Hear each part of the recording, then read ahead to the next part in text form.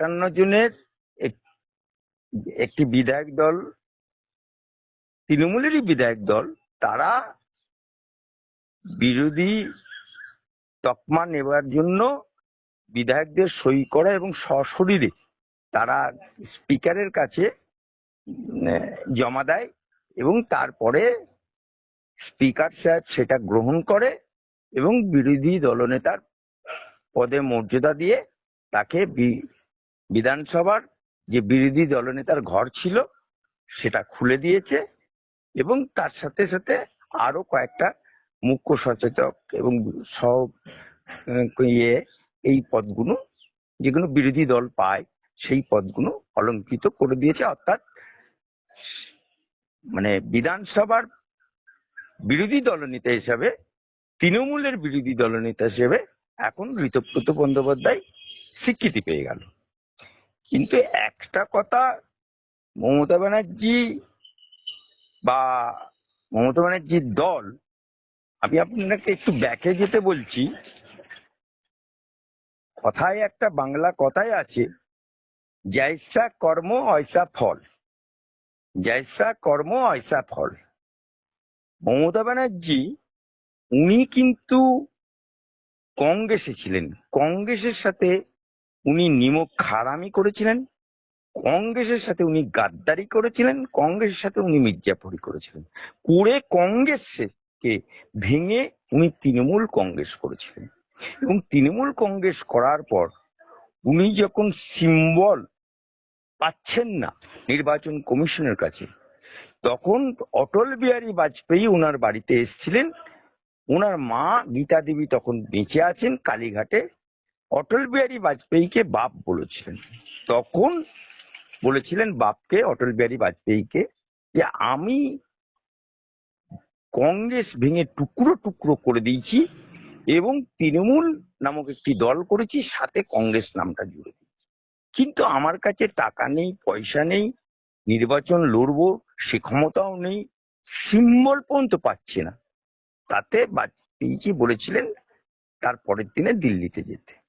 তখন আমার খুব মনে আছে, আমার যতটুকু স্মরণ আছে, এই সময়ে 8 জন ব্যক্তি, নাম্বার 1 ছিল অজিত পাঁজা, মুকুল রায়, আকবর আলী খন্দেকার, পঙ্কজ ব্যানার্জি, সঞ্জয় বক্সি, মদন মিত্র সহ 8 জন ব্যক্তি তখন গেছিলেন অটল বিহারী বাজপেয়ীর কাছে। এবং অজিত পাঁজা আমার কলকাতারই একটি ছেলেকে সিম্বল আঁকতে বলেছিলেন, যেটা এখন বাজারে আসছে যে ওই ব্যক্তি সিম্বলটা এঁকেছিলেন এবং তার কাছ থেকে চুরি করে নেওয়া হয়েছিল। অ্যাকচুয়াল ওই ব্যক্তিটিকে অজিত পাঁজার খুব কাছের লোক ছিল বলে আঁকতে দিয়েছিল, 5টা সিম্বল এঁকে দিয়েছিল।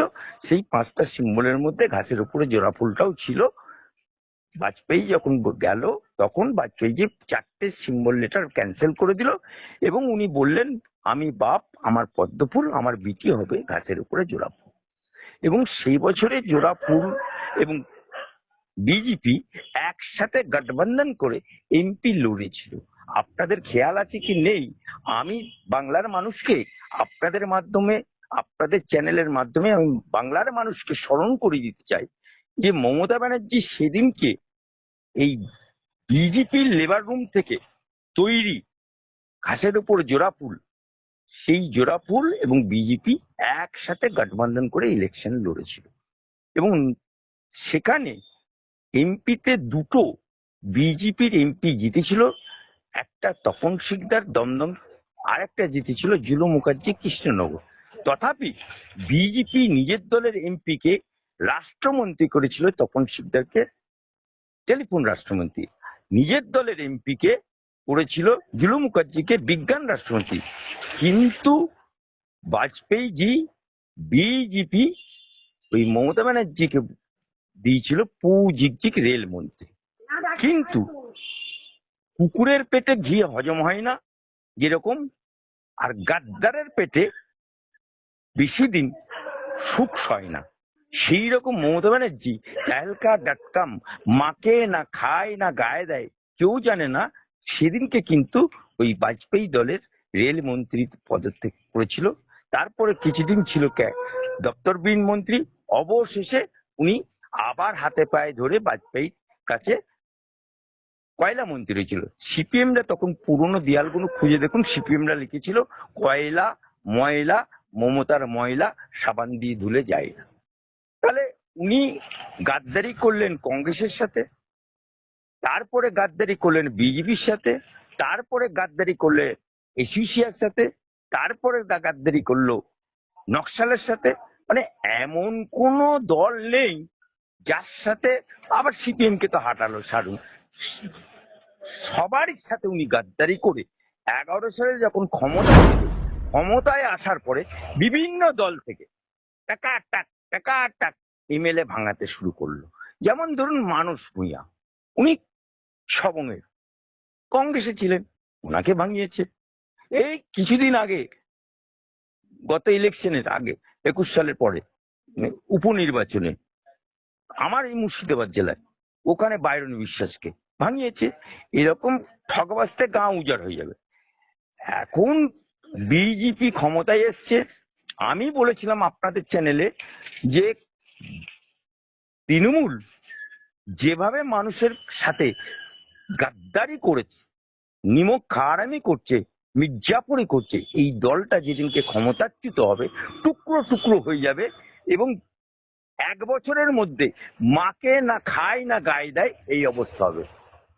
তাই আজকে যে মহিলাটি 15 বছর ধরে বাংলার মানুষের সাথে গাদ্দারি করেছে, বাংলার মানুষের সাথে নিমক খারামি করেছে, বাংলার মানুষের সাথে মির্জাপুরি করেছে, আর সাথে সাথে বিভিন্ন রাজনৈতিক দলের সাথেও নিমক হারামি করেছে, মির্জাপুরি করেছে।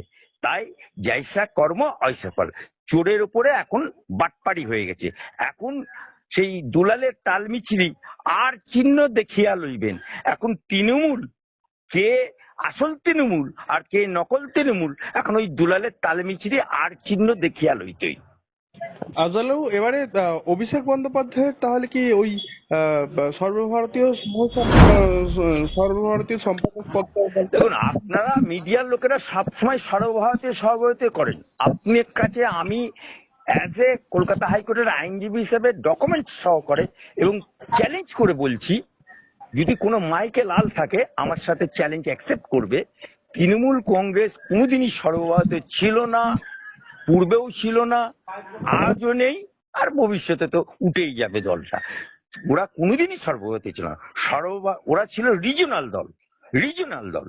কারণ সর্বভারতীয় নির্বাচন কমিশন ক্ষেত্রে স্বীকৃতি না, নেভার। সর্বভারতীয় দল কারা? সর্বভারতীয় দল হচ্ছে ভারতীয় জনতা পার্টি, সর্বভারতীয় দল কারা?